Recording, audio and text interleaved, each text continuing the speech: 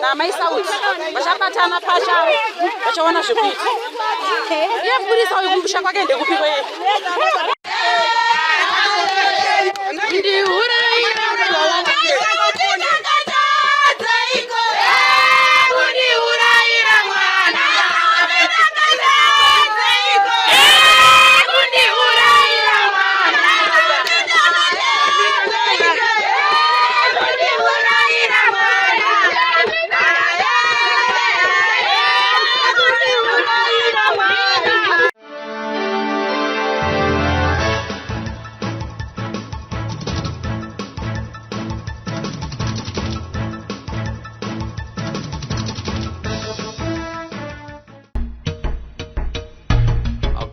To Raphael Signs, where we transform your everyday moments into extraordinary memories with our bespoke mug printing services. Whether you are looking to immortalize a cherished photo, celebrate a special occasion, or promote your brand with a personal touch, our high-quality custom printed mugs are the perfect solution, which are ideal for gifts and corporate giveaways. Choose Raphael Signs for your mug printing needs. Call us now on the number on your screen for a free quotation, or visit us at 91 Livingston Avenue, corner 8th Street, Shilo Building, Harare, Zimbabwe.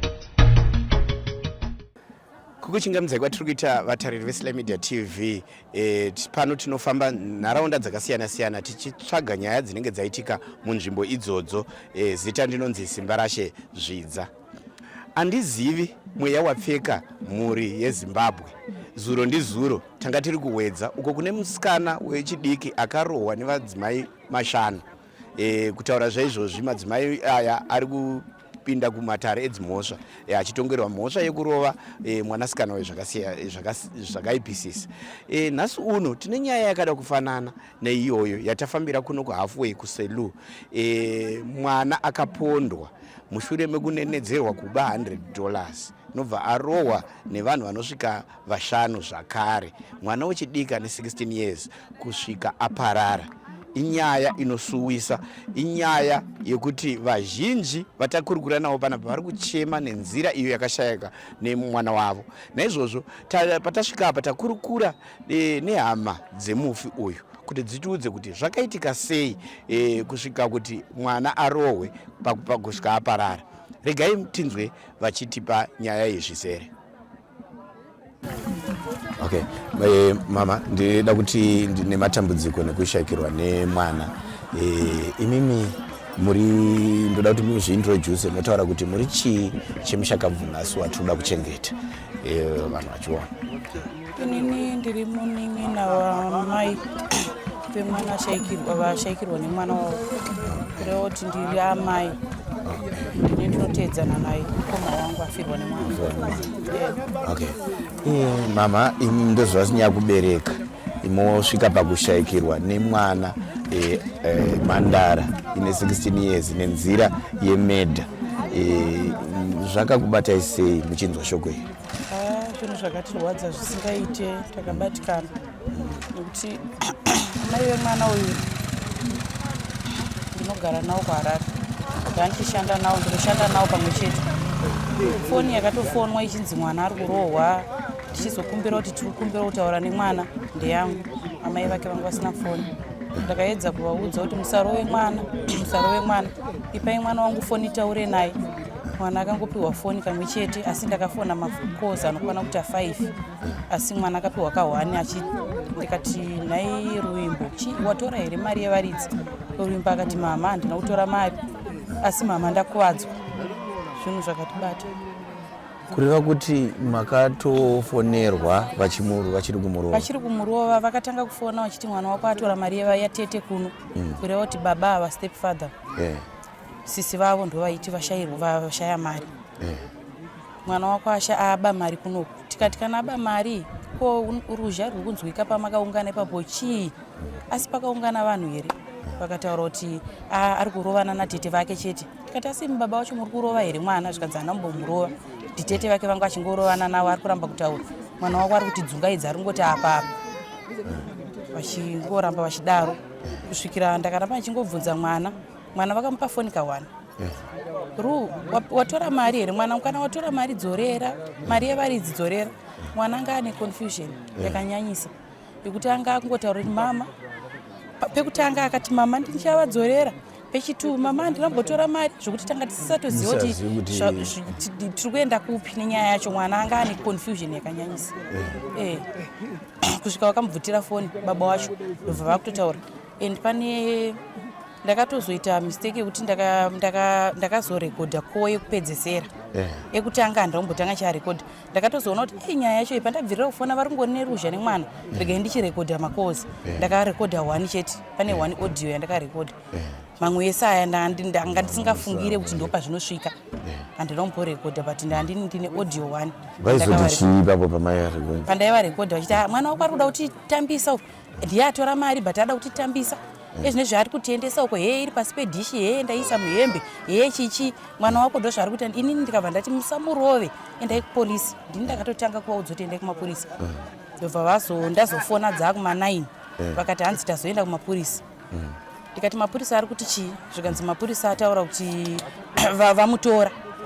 Isusu hatina kunge taziva kuti kutorwa, isusu takatobva tatorara tichifungidzwa kuti kutorwa kwaitwa mwana nemapurisa amaoko emapurisa havachakwanisa kuramba vachita sei vachirova mwana.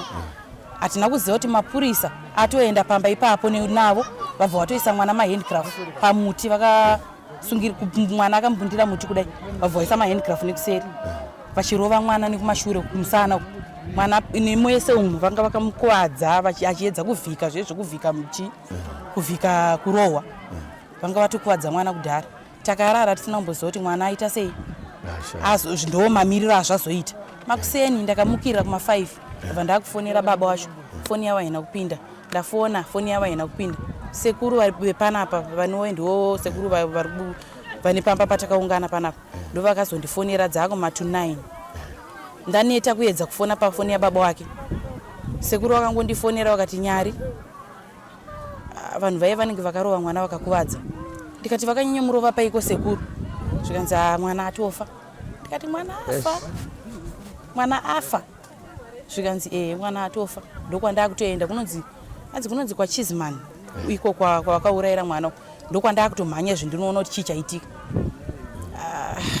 Hazvina kuzombotiitira zvakanaka kubva ipapo. Hatina kuzombogara zvakanaka panguva iyoyo, zvakabva zvatotanga kutoti zvatoipa. Ndo magamuchiriro atakaita rufu rwemwana wedu. Asi ndikuona makaungana zvino zvanhasi, mwana akashaya nenzira yekupondwa. Imimi semhuri tichitarisa kuti kune vanhu vakapara musva iyi, muri kuzvifambisa sei nemagamuchiriro amunoita nyaya yakayoyoma kudai? Hatina kugamuchira kufirwa nemwana. Zvinhu zvinorwadza kuti tingataure kuti takagamuchira kuti ndozvozvo zvangoitika zvapera. Hatina kugamuchira. Vakamboedza kuuya panapa nezuro takatomboenda kumusha iko kwakaurayirwa mwana. Tikasvika nebhodhi, takatanga tasvika panapa tichibva kuHarare Hospital, tabva tazoenda bvisa bhodhi panapa tataendesa kumba kwavo mutumbi womwana wedu. Takasvika pamba pacho pana amai vane vana vakaponda mwana. Tasvika pamba ipapo takaona pane kamwana kamusikana so kanoratidza kuti kakuma 25 years. Dzimba dzese dzakakiyiwa, iye ari kutobika sadza. Takasvika nemota yedu nemotikari yedu tataburutsa mutumbi, tabva taisa mukitchen inenge gazebo yekubikira iyi, ndopanga pakavhurika. Tabva tagadzika mwana wedu, tabva tamubvunza kuti vakuru vako vari kupi? Zvikanzi mama vaenda kubasa. Amene kwavanonzi kunonhongwa simbi kwavanoenda. Ndokwavaenda. Tikati tauya nemwana wedu, ndakabuditsa $100 yangu.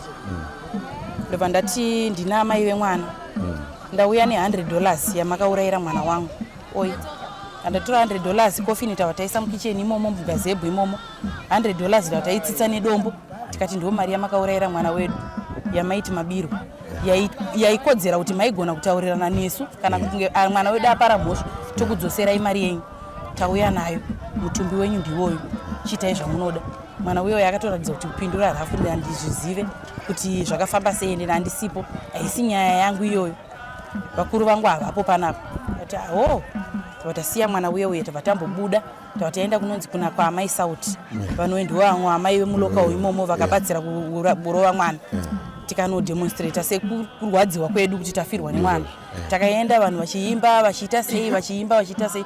ndobva tazotakura futi mutumbi wedu tadzokera futi kwatasiya ndobva tanosvika pamba paipa tatagadzika pamusuwo hapana akanga aripo madhoo anga akakiwa tikabvunza vavakidzani vavo vemunharaunda vakataura kuti amai ava vatoripo ndivo vakavharirwa pane vana 2 ndo varipo ende vana vadiki tobva taitawo zvataiitawo sevanhu vari kurwadziwa takaita zvataidawo kuita tobva tatakura bhodhi yedu tobva tanosiya futi pamba paipai apa paamai vane vana vekuuraya amai vastepfather vewasese wangu tobva tataurawo sevanhu vari kurwadziwa taipopota nekurwadziwa tobva tazotora bhodhi yedu tobva tadzoka kunokumba tobva tatanga kuchema mwana wedu nhasi uno ndo zuva rataakuviga ivo vakazouya manheru vari vana vadiki vakauya vana vaamai ava asi vari vana vadiki avasi vanhu vakuru vana vakomana musikana 1 nevakomana 2 vakaperekedzwa nevo vakatsvaga kuti tiperekedzewo ndobva vauya zvikanzi tauyawo kuzobata maoko takavabvunza kuti rufu rwemwana wedu makarunzwa rini zvikanzi takazvinzwa musi wechitatu tikati tiri kukumbiwa kuti mutiverengerewo from Wednesday yamakanzwa kuti kwafiwa up to now pane madays mangani vakatiudza kuti pane 6 days tikati saka mauya kuzoitei nhasi ndo pamazofunga kuti muda kuuya kuzobata maoko chinangwa chenyu chamavinga panapa ndechei hapana kupindurika ipapa tikati 1 tisati tapedza tisati taenda mberi nenyaya toda kungozivawo kuti mbatya dzemwana wedu dzatiri kushaya zvinhu zvese zvemwana wedu zvatiri kushaya nezvinhu zvake magumbeze emwana wedu muroora anovesisi vangu mumba make makazopaswa day after mwana ashaya makanopaswa mukabiwa zvinhu zvese vakataura kuti isusu hatizvizivi asi varivo hama idzodzo dzemwana vakauraya mwana vakaenda kumba ikoko kwailoja sisa vangu pamba pavanoloja vakataura kuti vari kuda makii tiri kukumbira makii kuna landlord akavati aiwa ndikupei makii mumba mevaridzi zvikanzi tine hembe yemwana wedu yatiri kuda yehanzvadzi yedu panewo chikaranga chedu chatinoda kuita nehembe iyoyo ava vakabva varamba kudaro mangwana acho ndopakazomuka pachinzi imba yachikorwa dhoo zvinhu zvese vakanopinda vakanoona mumba musina chinhu saka isusu matauriro atakazoita navo vari panapa takangowati hatina zvakawanda zvatoda kutaura nemi muchauya matanga matitsanangurira kuti nhumbi dzemwana wedu watakaunganira pano dziri kupi 1 midziyo yake uye makapiwa nani mvumo yekuti munokwanisa kuuya kuzopinda mumba memuridzi uye mumba imomo ndo mune mwana afa kureva kuti maane nhumbi dzemufika mutemo wamakawana makauwana kupi wekuti munokwanisa kutora nhumbi kupinda mumba mune nhumbi dzemunhu vakazviramba vakati hanzi isusu hatisirisu takaita sei takapinda ende hatizviziva kuti makapindwa isusu chatakangoita takangokumbira makii tanga takutumwa naamai vedu vanhu vaamai vevana vakaponda tanga tatumwa naamai vedu kuti tiite sei tikumbirewo makii tingokinura titore hembe imwe chete yataida asi amai vedu havapo pano nekuda kuti vataura kuti inini handikwanise kuenda kunhamo iyi kana kunobata maoko handisii mhuri yekwakadonzvo imimi vana vekwakadonzvo kana iri ngozi inowanana nemi inini handikwanise kuenda asi vari vaamai vazenge vatanga futi kutuma vana kuti vanoda hembe asi kuuya kuzotibatawo maoko kana kuzoapologiza kuti ndivo vakaita zvinhu izvi ndo vane vana vakaita zvinhu izvi ava hana kumbobvira varatidza kuzvininipisa panyaya yacho up to now nhasi taakutoenda kunochengeta mwana havasati vadzoka zvakare takabva tangovati ivavo 2 3 vakanga vauya ivavo chibva izvenyu mangoenda hatina chakawanda chatinotaura nemi ndobva vatobuda ndobva vaenda isusu taita zvinhu zvedu maexpense ese ekuchema mwana wedu kubva from day 1 up to now nhasi tiri kutoradzika mwana wedu hatina chatakawana kubva kwavari tazviitira zvinhu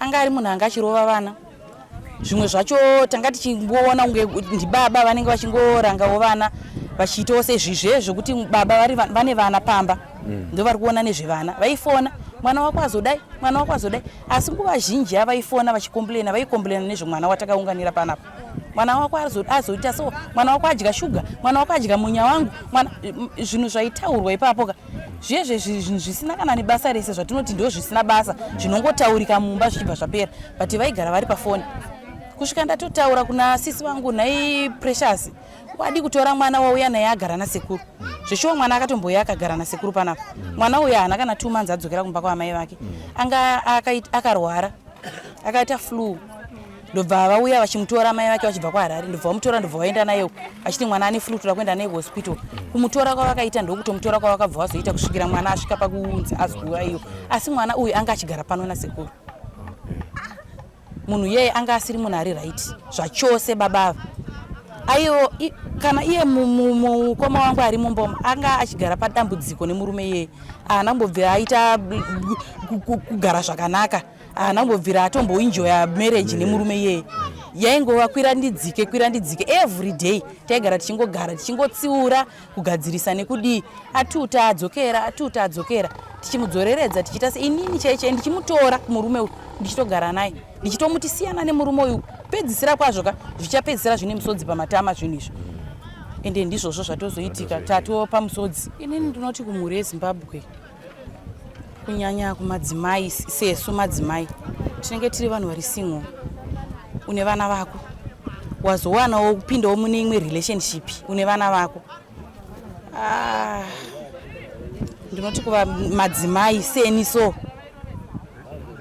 pamasituations atasangana nawo saizvozvizvi zvemukoma wangu azosvika pakuurayirwa mwana nastepfather madzimai ngatingodzidzai kungochengeta vana vedu tega especially kana uine vana vako vati one day usapinde mune imwe marriage chengeta vana vako wega kurarama wega kwakatonaka pane kusvikira pakupedzisira taane musodzi pamatama sezvataita zvataunganira panapa iri nhau yekuroorwa kechipiri kana kechitatu ngatimbosiyanai nazvo madzimai vari kuteerera panguva ino ngatisiyanei nazvo kana zvaramba zvekugara imba zvaramba tinongochengeta vana vedu takangodaro hatife kana tika hapana munhu akambonzi ari single anofa kana anodedzwa achinzi mhoro munhu asina murume zvinowo zvinhu zviri kurwadza kusvika pekupedzisira kudai misodzi iri pamatama nekuda kwekuroorwa kechipiri kechitatu zvatirwadza zvakanyanya saka ndinoti kumhuri yeZimbabwe kana uine vana vako munhu imboshingirira kuchengeta vana vako haufe kana uine vana vako unochengeta vana vako uine peace tatenda kumushakabvu izvezvo vatiri kuradzikana asi mashoko amunoda kumuita send off naye nekushaya kwakaita nenzira isina kunaka inini ndinoti kumwana wangu Ruvimbo mwanangu haufe sehuku haungaende sehuku kungourayiwa kunge tauraya jongwe kwawakaurayiwa mwanangu ndokwaunofanira kudzokera mweya wako ngaushungurudze ikoko kwawakaurayiwa wangu tiri pano tiri kukufushira nhasi mwanangu asi chatiri kufushira kuno mutumbi wako asi mweya wako ngaudzokere kwawakaurayiwa anodzosera ndiMwari isusu hatina simba yekudzosera vachadzorera ndiani ndiMwari chandiri kukuudza mwanangu nekwauchaenda dzorera usarare tarisa kwawakabva kwawakaurayiwa ndokwauri kufanira kudzokera ndo mashoko angu ekupedzisira ndoti mwanangu handingatifamba murugare hapana rugare rwakadaro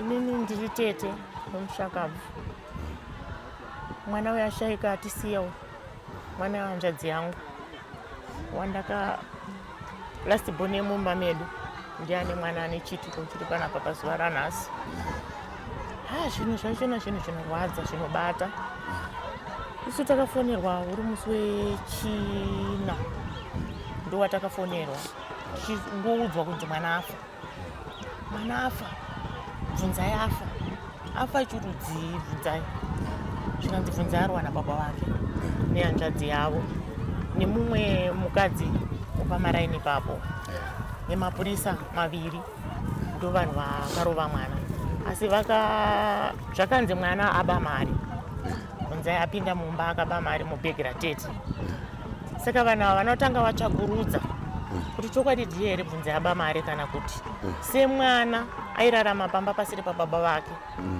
aigara pastepfather saka ivo vakangoti ndiye aba sezvamunongoziva kuti mwana kana usiri pamba pababa wako unongori paunapwa saka ndo vakangoti aye ndiye aba mari obva vatanga kutorova mwana hanzi vakasungirira pamuti vakatora mwana vakasungirira pamuti vakatanga kurova saka ndofunga mwana akafenda ari pamuti papo ndokusurungura kwavakaita mwana obva vatanga kumurova ari pasi vachiti akafenda wodira mvura stepfather vachitsika nzongo akapfeka safety shoe vachitsika vachijambira pamusoro pemwana vachitsika mwana akati zii votora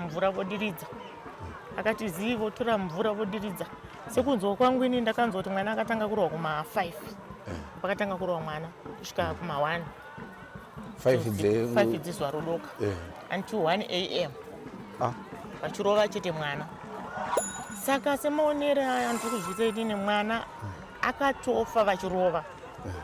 Zvakazombobuda kuti mwana akazofa kuseni vakazomboenda naye kumaprofita asi mwana angafa kudhara nekuti kune vakazoona vakaona kuti mwana akanga atofa. Kureva kuti ivo vakaponda mwana akafa vakamuisa mumba. Kuseni manje vaona kuti mwana akangoti zii ndipo panga kuda kutakura mwana vakutsvaga mumaprofita vamuisa mubhara. Zvazvazongonzi mwana afira pakirava asi mwana anga atobva karadini afa. Kutori nevanhu vakazoona achirohwa. Kune vanhu vakaona. Vaning'ina vacho chaivo vake bvunzai vakaona mukoma achirohwa asi sevana vadiki mazera aya hapana chavaikwanisa kuita vaingochemawo zvakadaro. Ndofunga pakazouya mapurisa mangwananzi vana ndo vakapa chapupu neshamu dzakanga dzichirohwa mukoma vakabva vachitora panga vadzivika kuti dzido shamu dzakaroheswa bvunzai idzi. Ndo maitikira akaitika pane mwana kusvikira mapurisa azouya vachizotorawo mwana asi pamapurisa aya akaita izvozvo 1 ZRP 1 ndiwo ava vana maneighborhood ndo vanhu vanotoziva nemazita acho vanotovaziva kuti ndinhingi nanhingi ndo vakaita basa ravo iri. Asi inini chandinotaura kumhuri yakaita basa iri nokuti basa iri harina kushandwa nevanhu ava 5 vakavharirwa vari kurubya havasiriwo vega vakashanda basa riranzi rakashandwa nevanhu vakawanda zvokuti vamwe vachiona vakatotiza havasitori ikoko nokuti takakuendako nezuro ikoko takanosvika patakasvika pano takatakura bhodhi tikaenda nayo ikoko vanogara ikoko takasvika kudzimba dzavo vese vasiko. Pamwe takaona vana pamwe takaona pakangokiwa pasina vamwe vachona hatina tozombosvikako nokuti takanzwa kuti havasitoripo vakatotiza asi vakatiza ava takanzwa kuti mheno pane murume wamai wavo wakasiyanawo naye hatisive nemhaka dzeiye anzi akataurawo kuti kana mamuda munhu iyeye ndinokuudzai kwaari kuti ndine ruzivo rokwaakatizira. Saka ndinotaura kumhuri iyi nechitiko chavakatitira semwanasikana Ruvimbo uya anga amunhu anga ane 16 years musikana angabva zera ukuthi tanda kutarisira kuti aya manje anogona tichavaona ana bamunini asi vaona zvisiri kukwanisika kuti mwana uyu aendere mberi neupenyu. Vakaona zvakafanira kuti vamugurire parodhi nekuda $100 pamusoro pezvo azosara achiwanikwa akatora mari wedu isusu afa nechekare. Vakazowana munhu wacho akanga atora mari yairoverwa akanotenga foni $70 zvakuzooneka mwana afa kare. Saka zvichatibatsirei hapachisina zvichabatsira.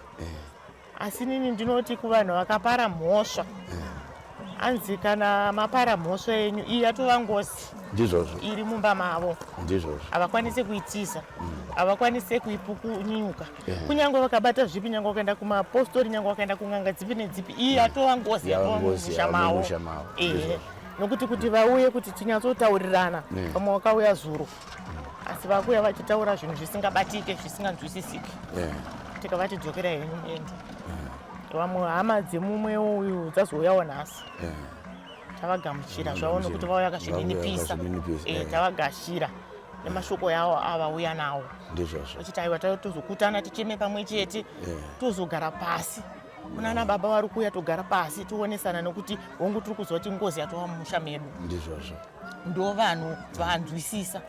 Ava vamwe ava vakuti aiwa tikauya tinopondwa tikati aiwa isusu hatisi pakuponda vanhu tipo pakuda kutaurirana. Inini ndima kuona zvakafanira makatipondera wedu muningina wangu bvunzai kana wanzvadzi yangu last born baba vake vakashaika vakasiya vana vaviri mai vakati andochengeta vana tisingazive kuti ndo pazvichasvika.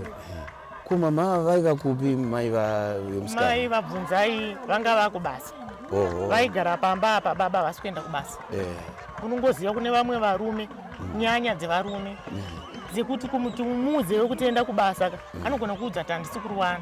Saka mai avo vakaona kuti vana ndine vana vakawanda kuti ndambe ndakangogara nevana hazviite egedza ende kubasa ndobva vaenda kubasa. Vanga kutoshanda kuGreystone Park ikoko ndokwanga vari kubasa. Every month vaiuya after 2 weeks vachiuya nechikafu kuzofidha baba nevana vavo. Baba havasi kuenda kubasa vachifidha baba nevana vavo. After that baba vaisungira vana chikafu kuti hamufaniri kudya chikafu chatengwa namai vavo. Baba vaisungira kuti hamufaniri kudya chikafu. Saka ndizive kuti munhu anga nemoyo werudzi wakaoma kudaro. Dai akaona kuti handisi kukwanisa kuchengeta mwana, dai vakati ngaadzokere ngabve pano. Zvanga zviri nani. Zvanga zviri nani pane paasvika apa pokuuraya mwana. Kuenda kunoona mwana kuti mwana aitwe postmortem kuona mwana akaparara. Akaparara. Dokta vakati 99.9 yabuda pamwana ikurohwa. Mwana akarohwa zvakadarikidza zvokuti uropi neropa zvanga zvasangana. That's why anga akutaura kuti Marinda isapa handi kuseri kwegarden, handi kuseri kwetoilet, tasei pasi pedishi, hanzi pfungwa dzake dzanga dzatokanganisika. Akangobvuma nekuti pfungwa dzake dzakanganisika. Pamwe pachona pekutanga hanzi aiti handisiri ndatora mari, asi mashoko akanzi akapedzera kuabvunza akati oraiti kana muchinge mazoona mari yenyu mazoiwana muzoti handisirini ndaitora ini mandiuraya muchandibhadharawo nei. Mashoko akapedzera kuabvunza mwana asati afa kana achibva afa. Saka ndizive ivo pache zvavo sevanhu vakapara mhosva nokuti vaishedzera kuti hanzi hatisisi takapara mhosva ndo vakavharirwa. Saka tizive pachivanhu kuti ndo zvinoitwa here zvokuti kana mhosva wenyu apara mhosva aenda kunovharirwa. Imimi ndo mashoko amunokwanisa kutaura. Kana kuti imimi munenge muchitoti isusu ngatichigadzirisai tasara uye hatisizive kuti anobuda rini. Ngoziya tobata tese tinobata ropa dzinza rese. Asi kana imi akutaura kuti hanzi afa amene ake kana afa isusu hatisiri isu takapara mhosva. Akapara mhosva ari kujeri. Chiuyayo raitaiwa tinorohwa. Saka nyaya yachona inogadzirisika sei? Isusu tisi kurwadziwa tisine weda akarara mumba umo. Ivo havasi kurwadziwa, vana vavo ashota, isusu tisitashota. Mune mashoko here amunoda kuudza mhuri yeZimbabwe neizvi zvakaitika? Mashoko andinoda kusiyira kumhuri yeZimbabwe munharaunda dzatigere, kunyange mudhorobha, mumaruwa, mumamaini, mumamisha, kunyanyisa kunana stepfather. Nokuti kana uchinge wada munhu wada kana aine vana tozozvichinzanzi akwezva sanzu akwezva nemararara. Iwo paunenge uchida mukadzi unenge uchinyatsoziva ndamuda nevana vake. Saka mweya unozobata unenge uri mweya wei. Kana tichinge tatora mudzimai ane vana chimuda sezvazviri mai nevana vavo nokuti wakatendera kuti ndokwanisa kuchengeta. Kana tichinge taona kuti iwo mwana atadza ngatigare naye pasi. Kana kuendesa kumapurisa sechitiko ichakanzi mwana aba toremenisa mapurisa. Mwana ndo zvaaita. Mapurisa vanoona zvokutaura nemwana zvokuita nemwana kuti vaedze kuti mwana mangwana asazviti vane kuranga kwavo kwavanoita. Saka isusu kana takukwanisa kuti isu tinoranga tega. Mhuri yeZimbabwe yakateerera pane dzimwe nguva ndinoti mwoyo yedu vese vari kuona chitiko ichi pazuva ranhasi, mwoyo yedu ngaive nekutya mweya uyu wabata matiri wokuuraya wokuponda. Mweya uyu ngaticheye Mwari nekuti munhu haisi huku, munhu haasi mombe yekuti tinongovhiya. Kana mbudzi apo mbudzi yasungirwa pamuti apo toraibanga mucheke yabva tochekwa yabva tovhiwa. Zvakasiyana nemunhu. Mbudzi tauraya nhasi mangwana tinoona imwe, bvunza yaenda mangwana hakusisina ratovhara zita iro ratovhara apasisina futi. Apo mwana wechisikana, apa mwana wechisikana anga achabereka vachiwanda mukati meino nyika achibereka tichiwanda. Saka zvavatiganhurira kudai moyo yedu iri kurwadziwa nechiitiko chakadai. kuchingamidza iyi pano paSlamid TV inozwa kuti mati imini muri baba wanyakupara wembozva shoko iri richisvika kwamuri mukaritevera sei? Shoko pakutanga chati chanchibva muredhiyo ndakabatikana kuti asi mwana wandaifundira takazwatikana kuti kukura kwakatikana akatoona mupurisa chaitibaba ndikashaudza kuti zviiti zvake saka inini ndangoti ndakaendeende achinzi ndakaendine mari dai ndakatosvika kana kuti musana asi kuti mari ndaidekisina kusvika ndikutasa ndatengesa nduku yangu ndaiwana ndikatanga kufonera anga ari kushambura akanzi baba chirege ndiite sei nditungamire ndikati achienda ndosara ndichiita sei chiteera wana ndaiwana mari saka taingoga kachifonerana zvaapapi nezuro ndo pandakawana mari asi ndakanga ndisingabhirivhi nounhu hwangu une mwana wangu musikana. Anga ari munhu akaita sei? Jude aiva munhu ainzwisisa ende kukura kwangu kwese handina kumboita dambudziko naye kana pamwe pandakambomuti ndambomutongawo dzimwe nyaya kusvika aroorwa kuno kwaSaudi kusvikira murume akafe. Handina kana pandakasangana nehama dzomurume wake unzi hamana nyaya kutiiti zvakati kuna handina kumbosvika ndakaona akaita kusvika pari nhasi pano iyi hapana ndikutoshauzva kuti ndinoitangira papi sezve parutivi waviri zvichataura ndozvikashira ndokuzvitakura kuenda nazvo kuhumwe togara pasi toona kuti tingave tichiita sei togadzirisana sei mumwe wedu akawirwa nedambudziko rakadai atakapara isisu. Saka nhasi kunotongoti tiri pakuchema kuti unozokurukura mvuyo pedzi ndizvona kuti vanotengashirawo sei kurukura ndau dzipi nekuti kai inenge yatova ngozi yapinda ine ngozi mushonga wayo kuri iri pacheticheti hakuna shonga saka kuti kungadai wabedu vati ndisataura zvavo zvavarikuita sei zvavari kuda towirirana tichitendawo tozvitomhuri toonawo zvatinoitawo sei